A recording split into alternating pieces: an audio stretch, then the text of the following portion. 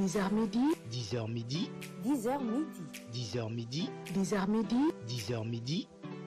C'est votre matinale éducative. Et 10h, mesdames et messieurs, bonjour et bienvenue sur la matinale éducative. Le 10h midi, l'émission qui est là pour renforcer votre dose de culture générale en ce début de matinée.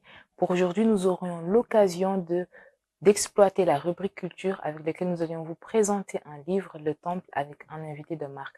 La découverte de l'invité, c'est tout de suite. 10h midi, 10h midi, 10h midi. 10h midi, 10h midi, 10h midi. C'est votre matinale éducative. À présent, la rubrique culture dans laquelle nous allions découvrir le livre Le Temple du jeune Mohamedou Moustapha Diaw qui en est l'auteur et aussi étudiant en sciences de l'information et de la communication à l'université Amadou Mahtar Mbow de Dakar. Bonjour Moustapha. Bonjour, madame. Et bienvenue à Télé-École. Merci beaucoup, un réel plaisir. Le plaisir est partagé. Alors, avant de découvrir ce dont parle le Temple, nous aimerions bien connaître votre parcours. Déjà, il est très rare de voir une personne, après le bac, entamée à écrire un livre. Et aussi, étant aussi jeune, qu'est-ce qui vous a motivé déjà à vouloir écrire et à le faire? Eh bien, parlant de mon parcours, l'écriture a toujours été une passion pour moi parce que d'abord, au côté familial, mon père fut écrivain. Donc, étant donné que c'est mon idole intellectuelle, écrire devient suivre les pas de mon papa en première position. Deuxièmement, j'ai toujours été passionné en français. Donc, depuis le bas âge, le français a toujours été une langue que j'aimais bien. Je lisais pas mal de livres.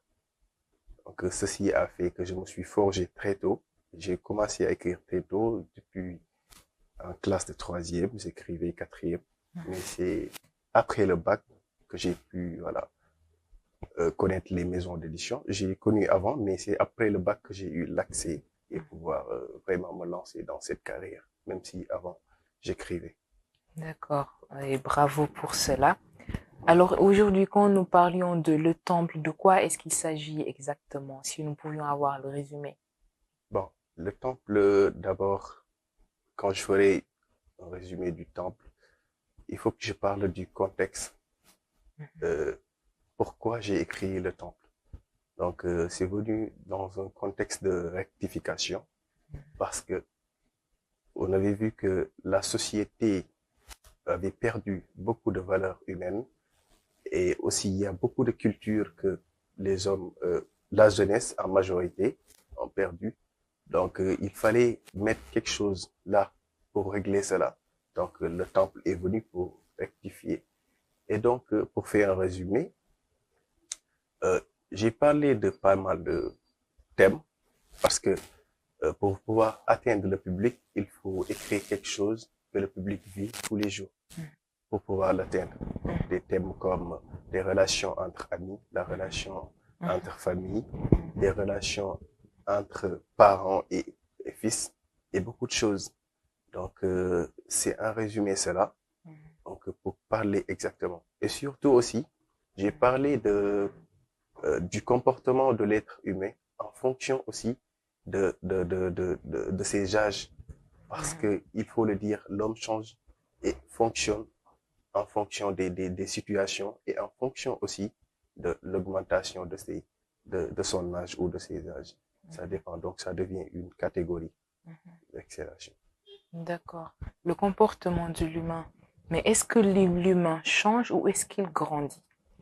Parce que plus les années passent, plus nous avions, je vais dire, de nouvelles perceptions par rapport à ce que l'on vit.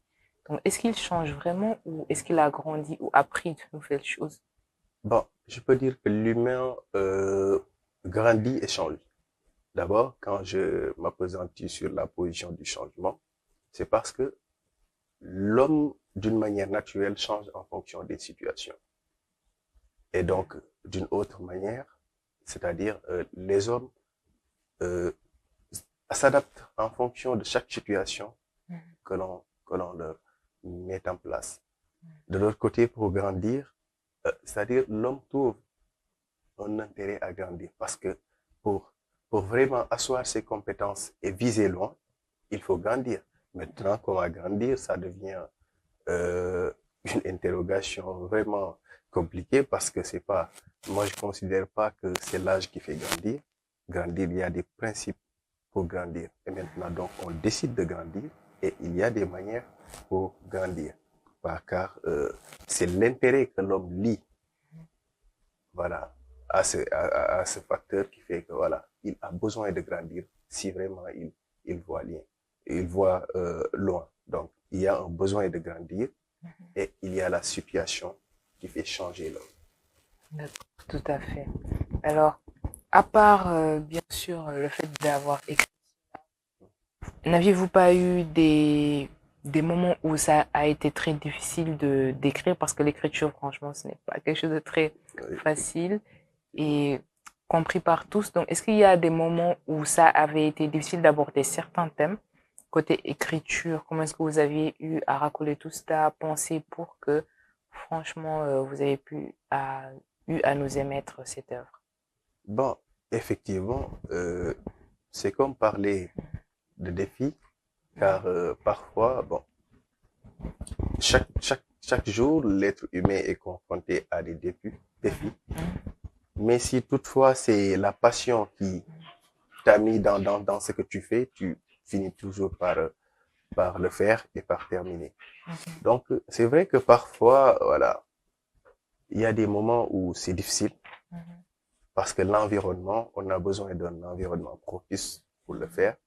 On a besoin d'un temps pour le faire et on a besoin de créer, de mettre quelque chose d'original pour vraiment inciter le lecteur à lire et aussi réussir ses objectifs parce que chaque écrivain qui lance, comment dirais-je, qui lance, comment dire, un projet d'écriture a vraiment un objectif qu'il vise dans cela. Et donc, il y avait des moments difficiles. Parfois, c'est dur, parfois, on est bloqué. Tu entreprends des thèmes qui sont un peu compliqués par peur d'écrire, voilà, quelque chose qui ne va pas être bien consommé par la société ou bien par le lecteur. Parfois, tu penses à ce que, parce qu'il y a un ami qui me disait, comment vous faites pour écrire un livre et soumettre cela à une société, à des milliers de personnes qui vont lire et vous êtes tranquille. Je dis que l'écrivain n'est jamais tranquille, l'écrivain normal, parce que dès qu'il soumet, maintenant il s'attend aux critiques, il s'attend à beaucoup de choses. Donc, mais je l'ai dit, les critiques, il faut les prendre et se parfaire. Je l'ai dit que il faut se parfaire tous les jours pour pouvoir avancer. Pour quelqu'un qui veut aller loin, pour quelqu'un qui veut aller loin, je dis toujours, pour quelqu'un qui veut aller loin, il faut toujours commencer mal. Car quand on commence bien, qui va te rectifier? Ou disons que ça va être trop facile et dans la vie, il faut prendre des risques. Effectivement. Qui ne risque rien, n'a rien. Alors, dans ce processus d'écriture, est-ce que vous aviez eu quand même des modèles, des personnes ou des écrivains qui vous ont inspiré à écrire? Bon, on va dire pour ce livre, c'était un besoin. J'ai écrit ce livre parce que si on voit bien le contexte d'écriture et aussi en même temps le temps que j'ai pris pour l'écrire, c'est trop court comparé à mon recueil poétique que j'avais écrit il n'y a pas longtemps. Donc, il y a des modèles, bien sûr, qui m'ont inspiré, mais des modèles d'écrivains poètes, des poètes, parce que moi, de base, c'est la poésie qui est le genre que j'aime bien, c'est le genre que j'utilise à la base. Mais j'ai compris qu'il y a une chose aussi que les écrivains doivent vraiment mettre en place, c'est-à-dire écrire quelque chose qui peut être bien consommé par le public, écrire quelque chose qui est très accessible au public, à telle sorte qu'il soit à l'aise. Et donc, autant je lisais Hugo, j'ai lu les Contemplations, j'ai lu aussi pas mal d'auteurs africains, c'est-à-dire avec Seydou Vaillant, Sous l'orage. Il y a aussi, en tout cas au CM, les œuvres au programme, j'ai lu. J'ai lu aussi la philosophie de Socrate, de Schopenhauer, parfois. Donc tout ça, c'est un cumul de quelques auteurs, poètes, parfois philosophes, Donc, c'est en réalité cela parce que, en partie, l'écrivain, je considère que l'écrivain doit être un psychologue. Donc, pour être le bon psychologue qui va vraiment conscientiser quelqu'un, tu as besoin de la philosophie pour lire les auteurs philosophes, car quoi que l'on puisse dire, c'est les philosophes les plus adéquats que l'on trouve sur Terre. Donc, je me suis inspiré par pas mal de domaines religieux, philosophiques, poétiques, etc. Et avec les expériences sociales, bien sûr, pour vraiment. D'accord. Voilà. Mais quel est au fait le livre ou l'auteur qui vous a le plus marqué dans sa façon d'écrire? Donc, l'auteur qui m'a le plus marqué, bon, ce serait difficile de le dire parce que tout ce qui est écrit, j'aime, d'habitude. Tout ce qui est écrit, j'aime. Mais quand même, les contemplations de Hugo sont vraiment quelque chose qui m'a beaucoup marqué. Et au-delà de ça, il y a aussi en classe de 4e avec Sous l'orage. Vraiment, c'est un livre qui est vraiment très, très intéressant, qui a développé beaucoup de thèmes. Parfois, les gens lisent Sous l'orage et voient tout simplement l'histoire qui était là avec les mariages, etc. C'est-à-dire la société africaine et le comportement de l'Africain et tout, des familles africaines. Mais moi, je vois autre chose dedans. Parce que quand je lis, parfois, c'est pour cela que je ne termine jamais trop tôt un livre. Je peux lire un livre pendant trop longtemps parce que j'essaie de voir ce qui est dedans. Chaque écrit, parfois, l'écrivain, il écrit quelque chose qu'il ne maîtrise pas. Oui. Pourquoi je le dis? Parce que tout simplement, les entendements seront différents, forcément. Tu vas écrire quelque chose, lui, il va lire, il va l'entendre autrement. Quelqu'un va lire, il va l'entendre autrement. Donc, en guise de cela, on peut dire que il n'y aurait pas d'exactitude. Il n'y aurait pas d'exactitude. Et il n'y aurait pas à 100% une réponse hâtive à chaque livre que l'on écrit. Donc c'est effectivement cela. Voilà. Bon, disons tout simplement qu'il pourrait avoir une vision relative, parce qu'avec Sous l'orage, bon, ce qu'on pourrait dire, c'est qu'il y a juste une confrontation entre deux générations qui sont d'une époque différente. Voilà. Donc, à présent, nous allions découvrir ce que le temple renferme. Et j'espère qu'il n'y a pas de confrontation entre différentes générations. Pas de confrontation au sens du terme. Alors, le livre est composé de 166 textes. Et là, on va essayer d'exploiter le temple 137, qui, je vais juste lire la première phrase, n'est pas le complexe de t'exprimer en public avec ta langue maternelle. Aujourd'hui, avec la mondialisation, nous le voyons. Il n'est pas très facile d'imposer, on va dire, le Wolof sur la scène mondiale. Il y a beaucoup plus l'anglais qui est en train de gagner du terrain et qui oblige les jeunes Sénégalais, Africains, partout dans le monde, à apprendre cette langue, car c'est une langue de commerce, une langue de négociation, une langue qui nous permet bien sûr de circuler dans n'importe quel pays. Donc, qu'est-ce que vous dites par rapport à ça et aussi face aux conseils que vous donnez aux gens de s'exprimer en public dans sa langue maternelle? Bon, la langue, c'est... D'abord, il faut parler de la langue d'abord. La langue, c'est quelque chose de très, très intéressant. C'est quelque chose que les gens minimisent, mais c'est la langue qui définit la culture d'une société. Et la culture d'une société définit l'image d'une société. C'est à travers la culture que l'on peut reconnaître que telle personne fait partie de là et telle personne fait partie de là. Et maintenant, toi qui as ta langue, tu as tout. Et il y a des penseurs qui disent que c'est, comment dirais-je, la culture, c'est la base de tout.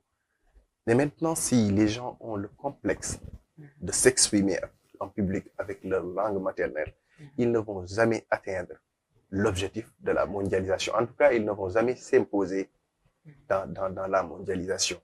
Et d'ailleurs, si l'on voit bien, on a parlé de l'anglais.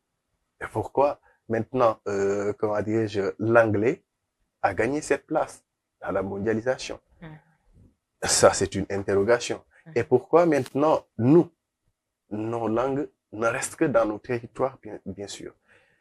Et ce qui fait le comble, c'est que tu vois des organisations ou des collectivités où est regroupé que, par exemple, des Sénégalais. Ils utilisent d'autres langues. C'est bien vrai. Parfois, il faut que l'on utilise d'autres langues pour vraiment, comment dire, asseoir un entendement qui est général. Mais parfois, il faut utiliser notre langue maternelle, notre langue qui nous appartient, pour être d'abord à l'aise. Et aussi, de l'autre côté, pour aujourd'hui faire une expansion, une publication de notre culture. Mais on voit pour la majorité des personnes qui ont un complexe de s'exprimer avec leur langue maternelle en public. C'est comme si, tu tuais ton existence. Quand moi je suis Paul aujourd'hui, on m'invite à la télé ou quelque part, j'ai l'occasion de m'exprimer en Paul, j'utilise le Wolof en français. Ça devient un problème. Ça devient un problème. Tu tues ton ethnie. Tu tues ta culture. Donc, ça devient dangereux. Les gens doivent maintenant sensibiliser cela. Chaque personne, quoi qu'il puisse occuper dans la société, qu'il s'exprime avec sa langue, tant qu'il a la possibilité. Tant qu'il a la possibilité, bien sûr, parce qu'on ne peut pas utiliser notre langue maternelle partout. Mais tant qu'il y a la possibilité de le faire, il faut le faire. C'est important. C'est ce qui nous définit. J'espère que le message passera et que votre prochain livre sera en Peul ou en Wolof. Pourquoi pas? Inch'Allah, on l'espère bien. Alors, après le texte 137, nous allons au premier texte, où là vous dites « Apprends à être seul pour faire le point sur tes biens et tes maux. Rester seul est la meilleure des manières dans certains cas pour mieux analyser les choses. Sois déconnecté de toutes sortes de relations, qu'elles soient négatives ou positives, pour ne rester lié qu'au néant. » Au Sénégal, nous n'aimions pas les personnes renfermées. Nous n'aimions pas les personnes qui se mettent à l'écart ou qui préfèrent vivre dans leur monde. Alors, qu'est-ce que vous vouliez dire par rapport à cela dans le premier texte écrit? Bon, rester seul, c'est quelque chose qui ne devient pas facile dans la mesure où tu es déconnecté de ton environnement. Mais l'être humain a parfois un besoin vraiment important de rester seul. Parce que tout simplement, quand tu es dans une foule, tu es dans les personnes, tu n'as pas le temps de vraiment d'analyser, tu n'as pas le temps de voir est-ce que ce que j'entreprends, c'est correct ou pas. Est-ce que moi, j'avance dans ce que je fais? Est-ce que je recule? Est-ce que ce que je fais, c'est bien ou mal? Est-ce que ce que je fais, même si c'est bien, est-ce que la société, c'est adéquat aux valeurs de la société? Et maintenant, la solitude devient le moyen qui va te permettre de faire un cumul, comme je l'ai dit. Un cumul de tes biens et de tes maux. Maintenant, quand on met un rapport avec notre pays, voilà, les personnes enfermées sont parfois, ils sont mal vus. Parce que pour la plupart du temps, quand tu es enfermé, d'autres te classent dans le lot des fous, d'une part. D'autres vont te classer dans un lot vraiment, c'est-à-dire quelqu'un qui est ferme, alors que ce n'est pas cela. L'homme a besoin de lui parfois, parce que je l'ai même mentionné dans le temple et dans le nombre pour mieux vivre, ça le recueil poétique. L'homme a, et je vois l'homme comme étant deux, ça lui et lui-même. Donc parfois il est lui, c'est-à-dire il est là, je suis à la télé avec vous, je suis moi, et j'ai besoin de moi-même, du moi-même de moi. C'est-à-dire j'ai besoin de moi seul pour analyser, pour voir, pour faire un cumul, pour voir est-ce que j'avance ou pas. Donc quand je suis avec les personnes, je suis avec tout le monde, voilà, je suis dans un cadre social, voilà. Parfois j'ai besoin de moi seul pour pouvoir vraiment analyser mes avancements ou mes reculs. C'est en réalité cela. Quelqu'un qui n'est pas trop, comment dire, qui est toujours, tout le temps ancré dans cette société, il ne prend pas le temps d'être seul, etc. C'est quelqu'un qui, d'habitude, les exemples le disent. Regardez ceux qui fréquentent tout le temps les rues. Ils deviennent les enfants de la rue. Les enfants de la rue. C'est parce que ces personnes n'ont pas eu le temps de donner une place pour que leur raison fonctionne. Parce que la raison est une faculté cognitive qui a parfois besoin de la solitude pour analyser. La raison, elle fonctionne. Elle fonctionne et parfois, soit elle est chaude, soit elle est calme pour qu'elle fonctionne normalement. D'accord, merci pour ça. Ça fait vraiment plaisir. Et de dire juste que déjà dans la religion, on dit déjà de pas trop parler parfois pour ne pas dire quelque chose qu'on ne devait pas dire. Voilà. Juste là, amener ce qu'on appelle la maîtrise en soi et de ne pas trop suivre la tendance parfois et de se dire que voilà, si je suis comme ça, je suis comme ça, mais il faut aussi ne pas ressembler à tout le monde. Effectivement. Voilà.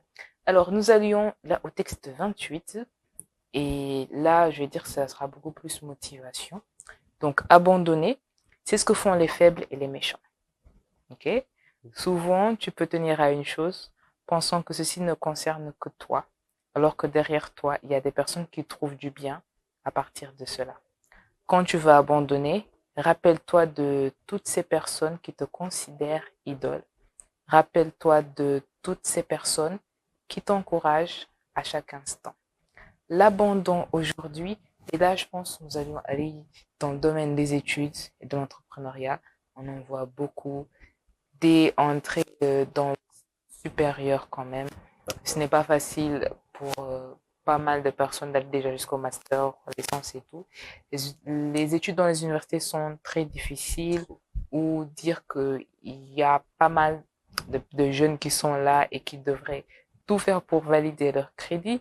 Donc, qu'est-ce que vous dites par rapport à ce que vous dites sur le fait de ne pas abandonner et surtout ces jeunes aujourd'hui qui ne veulent pas tendre la main et qui essayent de mettre en place des projets, mais les projets tombent à l'eau à chaque fois, où ils ne savent pas comment être guidés.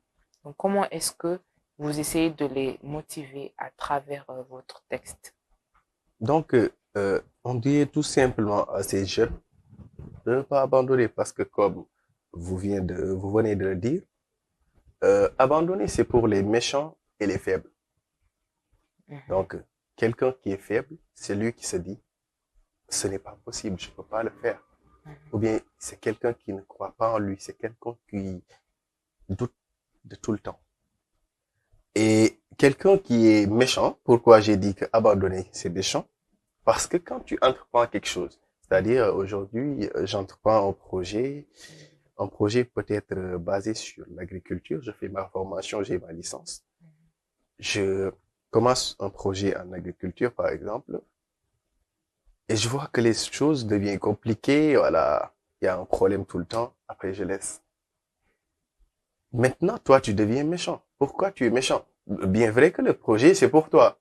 Mais as-tu une fois eu l'idée que si le projet réussit, tu vas vendre peut-être ce que tu vas récolter.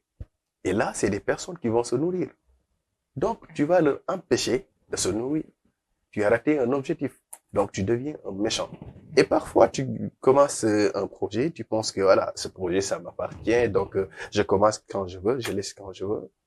Alors que derrière toi, il y a des personnes qui s'inspirent en toi. Il y a des personnes qui voient Monsieur tel, voilà, donc j'essaie de faire comme Monsieur tel. Donc là, tu es suivi. Et quand tu abandonnes, maintenant, ces personnes qui te suivent derrière,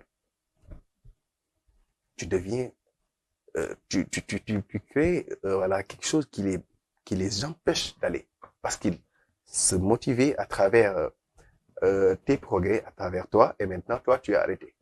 Ils vont faire quoi? Ils vont soit laisser ou aller suivre autre chose. Et quand l'homme commence ça, et à la suite, il continue avec ça, et il continue avec une autre chose, là, il va se perdre après. Donc, on dirait à ces jeunes que ce n'est pas facile. C'est parfois compliqué. Et avec le contexte du pays, l'emploi n'est pas trop accessible. Mais je pense qu'aujourd'hui, l'entrepreneuriat devient ce qui va régler la solution de tout cela. Mais il faut maintenant se lancer dans des métiers qui vont nous permettre de faire, de nous lancer dans l'entrepreneuriat et de créer des emplois, se motiver. Quand on tombe, on se relève. Parce que chaque personne qui commence une activité avaient des motivations avant. Par exemple, voilà, en commençant, tu te dis que voilà, je voudrais peut-être être millionnaire en l'espace d'1 an. Et maintenant, tu commences 2 mois, tu laisses. Maintenant, il faut se rappeler du pourquoi tu as commencé et comment tu as commencé. Quand tout le temps tu te rappelles du comment tu as commencé et pourquoi tu as commencé, tu vas tout le temps exceller et se battre très fort pour pouvoir maintenir le cap. Comme j'ai l'habitude de le dire, arriver à l'excellence, c'est pas difficile. Maintenant, c'est maintenir l'excellence qui devient difficile.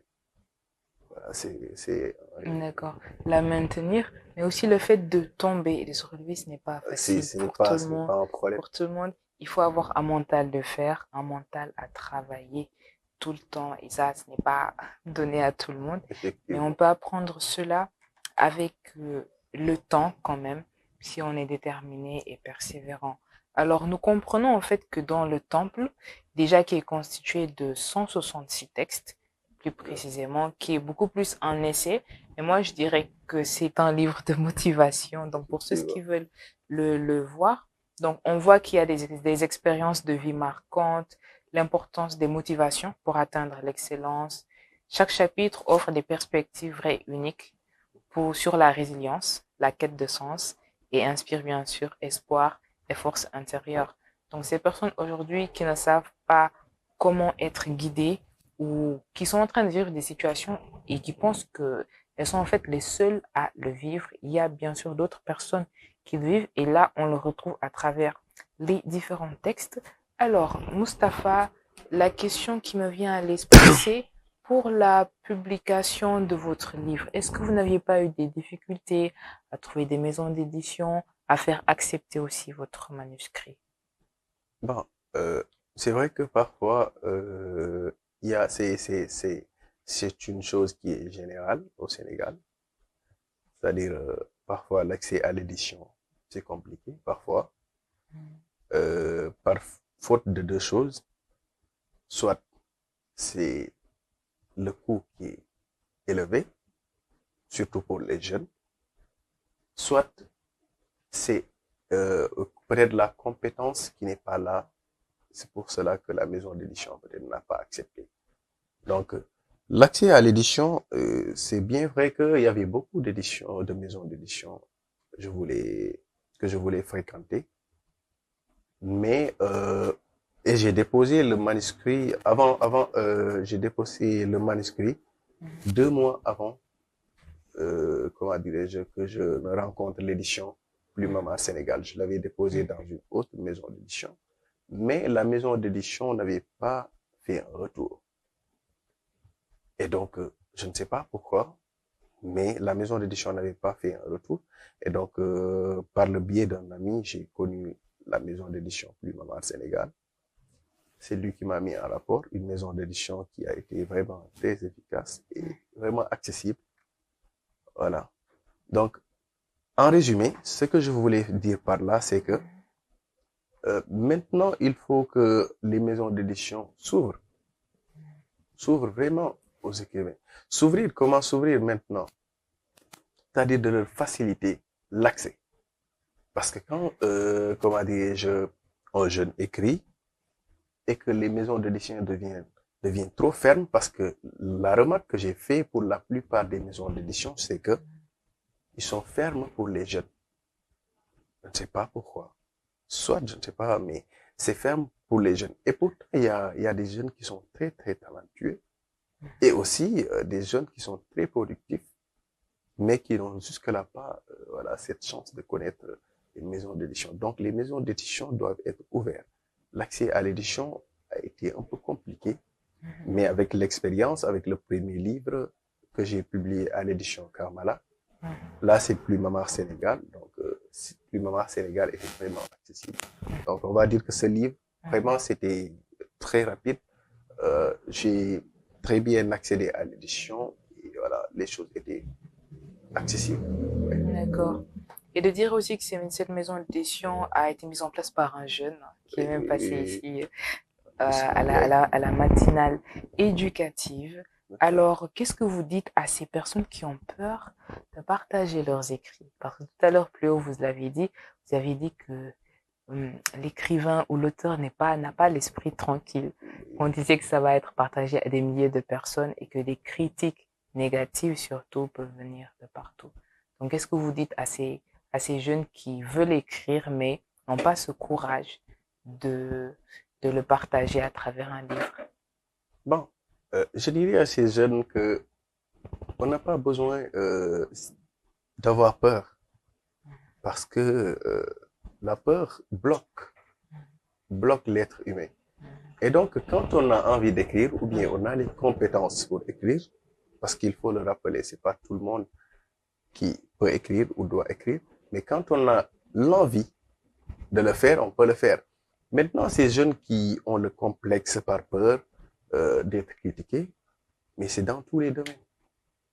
Quand on part dans le domaine, comment dirais-je, de l'industrie, tu auras tes entreprises, mais tu seras critiqué par le public qui consomme tes productions, n'est-ce pas? Dans le domaine de l'écriture, même si c'est différent, ce serait la même chose. Il y aura des critiques négatives, mais l'importance, c'est qu'il faut miser dans le contexte et la manière d'écriture. Maintenant, ces jeunes, voilà, il faut qu'ils aient, voilà, qu'ils soient courageux et confiants, qu'ils écrivent parce que chaque personne est une bibliothèque à part entière. Et donc, quand tu as tes compétences, tu as l'envie et que tu n'écris pas, tu deviens toujours un faible et un méchant. Car c'est comme ça que je l'appelle. Je juge toujours comme ça les choses. Tu deviens toujours un faible et un méchant. Quand tu as les compétences d'écrire, tu ne le fais pas, tu trahis tout un peuple. Et selon moi, chaque être humain doit s'obliger d'écrire. Donc ces jeunes, ils n'ont pas à avoir peur, il faut partager. Au début, ça devient difficile, il y aura des critiques. Tu en fais une arme pour les livres qui viennent. Et d'habitude, c'est comme ça. Toutes les entreprises qui ont commencé, ou toutes les personnes qui ont commencé, ils ont commencé par des critiques, mais après, à un niveau, voilà. À un niveau, c'est toi qui va corriger, et là, ça devient vraiment aisé, les choses deviennent plus faciles, et on excelle. C'est d'ailleurs l'échelle de la vie. C'est l'échelle de la vie qui est apprise dans l'école de la vie. Mais parfois, est-ce que vous ne pensiez pas que ce sont les conditions qui ne sont pas réunies?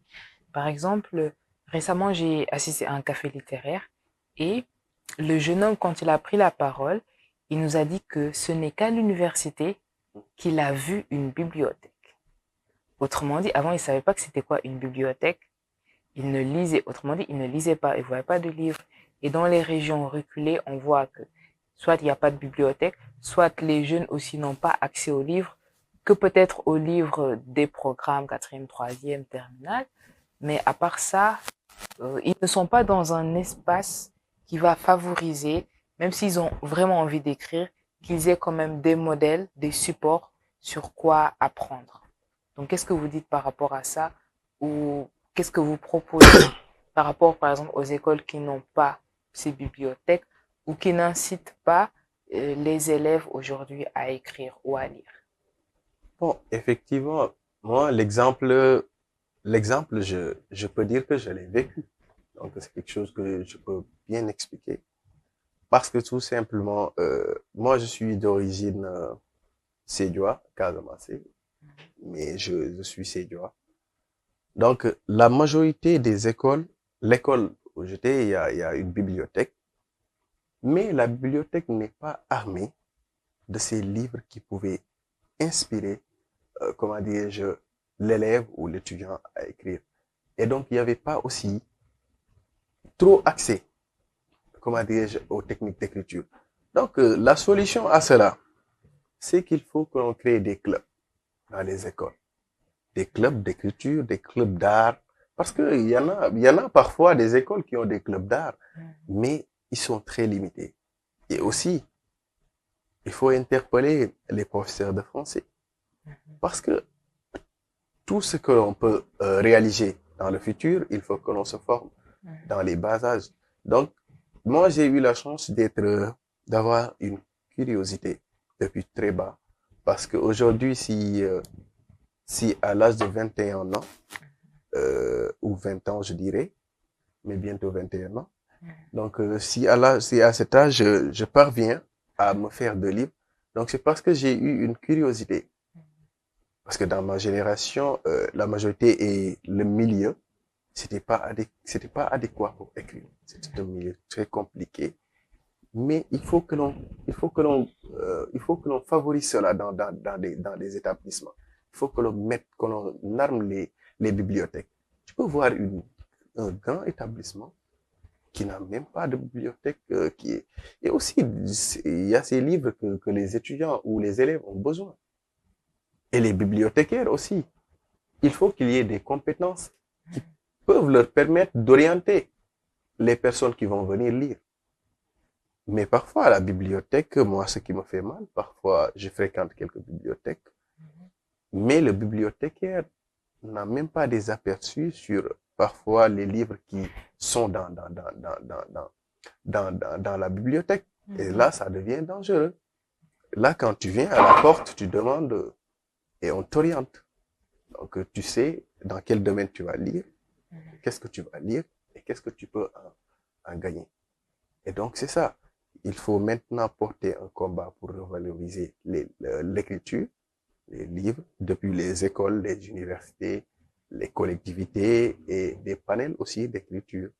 Voilà, des cafés littéraires. Des cafés littéraires, bien sûr. Et beaucoup de choses. Voilà. Je pense que cela peut régler l'affaire. Donc, il y a pas mal de choses à revoir. Et qu'après tout, c'est le combat des professeurs de français. Hein? Effectivement, oui. Donc, ils doivent vraiment booster pour que les établissements, on va dire, les chefs d'établissement veillent à cela et essayent d'amener quand même quelque chose de nouveau pour pouvoir éveiller les personnes qui sont intéressées, surtout les jeunes, pour pouvoir aussi les permettre à choisir dans l'avenir quel genre de filière est-ce que je vais choisir. Alors, je vous rappelle que nous sommes avec Mohamedou Moustapha Diao, qui est auteur de Le Temple, mais il est aussi étudiant en première année de sciences de l'information et de la communication à l'université Amadou Mahtar Mbow de Dakar. Étant étudiant, est-ce que c'est facile d'allier avec ses écrits, tout en sachant qu'il y a des cours interminables à faire? Donc, comment est-ce que vous faites pour allier les deux? Bon, en tout cas, il y a une chose qui me tient toujours. Ce qui fait que je n'abandonne pas, c'est que l'écriture, c'est quelque chose que je ne peux pas abandonner, comme je le dis, parce que c'est une passion. Quand on aime quelque chose et que ça devient une passion, donc cela ne devient pas un fardeau pour nous. Donc ça devient quelque chose que l'on vit, quelque chose qui existe, qui est en nous. Donc quand je compte mes activités, c'est quelque chose que je n'ai pas l'habitude de compter, parce que je trouve que c'est quelque chose qui est en moi. Donc quand c'est en toi, ça devient ça devient ancré. Et donc, c'est les études qui deviennent donc peut-être un fardeau. De l'autre côté, c'est bien que parfois, c'est pas facile. Ce qui arrive, c'est que l'inspiration peut arriver à tout moment. Et donc, l'inspiration, quand ça arrive, on a besoin d'extérioriser ce que l'on pense, ce que l'on ressent. Donc, cela peut te trouver en classe en train de suivre un cours. Ce qui m'arrive parfois le plus souvent, parce que moi, j'ai pas un moment figé pour écrire. L'inspiration peut m'arriver à tout moment et j'écris à tout moment. Quand ça arrive, je note et quand ça s'arrête, j'arrête, je continue le chemin. Oui, c'est comme ça que ça se passe. Mais quand même, quand ça devient une passion, c'est vraiment original. Et surtout quand on écrit le bien que l'on a, on sait que forcément, quoi que l'on puisse écrire, même si c'est une phrase, ça va forcément instruire quelqu'un, ça va forcément changer peut-être la vie de quelqu'un. Parce que je remercie Dieu aujourd'hui. Le Temple, depuis sa parution, il y a des personnes qui m'appellent pour me remercier personnellement, pour me dire que à chaque fois que je commence un texte, j'ai envie de continuer de lire. Et là, quand la personne est motivée, c'est d'ailleurs l'objectif. Quand la personne lit et qu'elle est motivée, donc on ressent l'heureux en nous. Après, le reste, voilà, c'est des choses qui vont venir après, voilà. Mais il faut juger que c'est pas facile pour quelqu'un qui le fait, qui le voit comme un projet. Parce que d'autres voient l'écriture comme un projet et d'autres le voient comme comment dirais-je, une passion. Quand c'est une passion, ça devient pas un fardeau. Et quand c'est un projet, ça devient peut-être un fardeau ou un plus pour toi qui peut peut-être te pénaliser. Et donc, voilà, si toutefois l'écriture, il y a échec, je ne vais pas voir l'écriture comme étant, voilà. Peut-être après, parce qu'il y a des méditations que je compte commencer. Là, je sais que ce ne serait pas facile parce que les méditations, c'est trop profond. Alors, aimons tout simplement ce que nous faisions et choisissons bien pour que ça ne soit pas un fardeau pour nous. Alors, pour terminer, Mohamedou, la dernière question, c'est qu'est-ce que vous dites aujourd'hui aux jeunes qui ne lisent pas?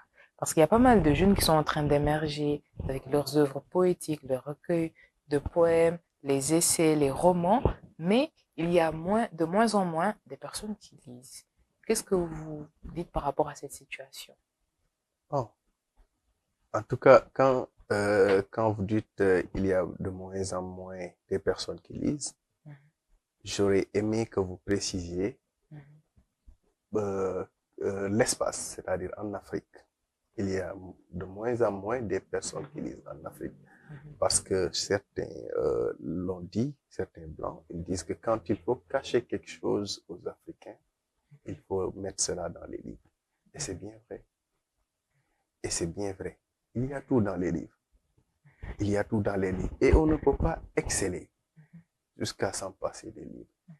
Les réseaux sociaux, l'Internet ne peut pas créer quelque chose qui va dépasser les livres. Quand je vois quelqu'un qui me dit que oui, maintenant il y a tout dans les réseaux, on n'a pas besoin de livres. Ouais, bon. Parfois ça fait mal. Pourquoi ça fait mal? Parce que, étant donné que c'est mon domaine, quand quelqu'un minimise, ça va me faire mal. Mais de l'autre côté, je me dis, ça me fait mal aussi, parce que je me dis que la personne n'a pas compris. Les réseaux ne peuvent jamais remplacer les livres.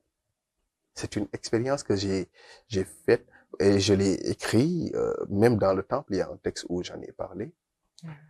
Mais ces personnes qui ne lisent pas doivent revenir, se rendre au livre et lire. L'exemple, les Blancs qui sont avancés dans les nouvelles technologies, les Blancs qui ont créé les nouvelles technologies, mais les Blancs lisent. Ils ont beaucoup plus de bibliothèques que nous. Et pourquoi cela? C'est maintenant l'heure de s'interroger. L'homme est intelligent s'il le veut. L'homme devient intelligent s'il le choisit. Tout est une question de choix. Ces Blancs qui ont créé ces nouvelles technologies, c'est ces mêmes Blancs qui lisent tous les jours. Et pourquoi les Blancs lisent? Ça devient une interrogation. Si vraiment on veut aller loin, il faut voir les personnes qui sont loin. Et j'ai l'habitude de rencontrer un ami qui m'a dit que les Blancs ont l'habitude de... C'est un comédien, il dit que les Blancs ont l'habitude de trinquer toujours quand ils boivent de l'eau ou quelque chose. Donc, à chaque fois que l'on boit quelque chose, il faut que l'on trinque pour voilà, imiter d'une manière d'idéologie. C'est un comédien. Donc, il faut que l'on se rende à lire et de se conscientiser. La lecture, c'est ce qui développe, ça contribue au développement personnel de la personne. Et c'est la lecture qui rectifie la personne et l'oriente dans ce qu'il fait. Ça stabilise la mémoire de la personne. Donc, lisons tant que nous pouvons et lisons tout. Quel que soit le livre, il faut lire. Tout ce qui est écrit, même si cela ne t'intéresse pas, ça devient quelque chose qui peut intéresser quelqu'un ou quelque chose. Donc, il faut lire. Il faut être curieux, en somme. Il faut toujours essayer de réactualiser l'information. Voilà pourquoi les Occidentaux lisent jusqu'à présent. Alors, ça a été un plaisir de vous recevoir aujourd'hui sur notre plateau avec la découverte aujourd'hui de Le Temple dans la rubrique culture. Nous avions eu à voir les différentes expériences de vie que vous avez présentées, les comportements de l'humain, parfois face à des situations, de dire que l'écrivain n'est jamais tranquille parce qu'après tout, il ne fait qu'écrire ce qui est dans sa tête. Il essaie de partager une vision avec un public qui peut-être ne sera pas aux aguets face à ce qu'il présente, mais qu'après tout, il faut prendre des risques pour voir ce que ça donne et arriver là où on n'est pas encore arrivé. Tout au long du livre, il y a 166 textes dans lesquels il y a des leçons de motivation, il y a des histoires que presque chaque jour nous vivons. Et que pour ça, il faudrait essayer aussi de les exploiter pour voir par rapport à sa situation comment est-ce que ça pourra nous aider. Est-ce que vous aviez aussi parlé de la prise de parole en public dans le livre, mais aussi de beaucoup plus vulgariser notre langue maternelle. Autrement dit, de ne pas avoir peur d'en parler en public, même si aujourd'hui l'anglais est en train de gagner du terrain. Et ce que vous aviez proposé face au fait que il y a les jeunes qui ne lisent pas assez ou qui ne sont pas dans un espace favorable face à cela, vous aviez proposé des clubs d'écriture ou de revoir comment est-ce que sont disposées des bibliothèques dans les chefs d'établissement, dans les différents établissements scolaires, surtout dans les régions reculées où c'est tout à fait un problème pour accéder à certains ouvrages. Alors, abandonner, c'est ce que font les faibles et les méchants. Et pour ne pas être dans ce cas, comme nous le dit Mustapha, n'abandonnez pas et dites-vous tout simplement que vous ne seriez jamais un faible et jamais un méchant. Et de dire au fait que le fait d'abandonner, il ne faut certainement pas le faire simplement parce qu'il y a toujours des personnes derrière vous. Le simple acte que vous pouviez poser peut bien sûr émouvoir une personne et que, comme on le dit, lire, c'est très bien et tout, mais aussi les mots ont un aspect, ont une énergie très puissante parce que ça peut aider une personne à se relever et tout. Et donc, si toutes ces personnes aujourd'hui qui sont en train de vous admirer, vous disiez vraiment ce qu'elles avaient, je pense que tout ça, ce serait comme une dose d'énergie fulgurante qui ferait en sorte que vous n'abandonneriez pas. Donc, dites-vous toujours en tête qu'il y a des personnes qui me considèrent comme un idole, qui, grâce à mes actes, sont en train de changer ou sont en train aussi d'amener d'autres initiatives dans leur communauté. Alors, nous sommes à la fin de la rubrique culture. Merci encore, Mohamed Moustapha Diao. Avant de clôturer, est-ce que vous aviez un dernier mot à lancer aux auditeurs de la télé-école? Alors, merci beaucoup pour l'invitation à la télé-école. C'est un réel plaisir aujourd'hui de venir là pour parler de mon livre et de la littérature en général, d'une manière plus ouverte de l'éducation. Et je remercie aussi toutes ces personnes qui nous suivent à la télé-école et aussi, voilà, et à toutes ces amies.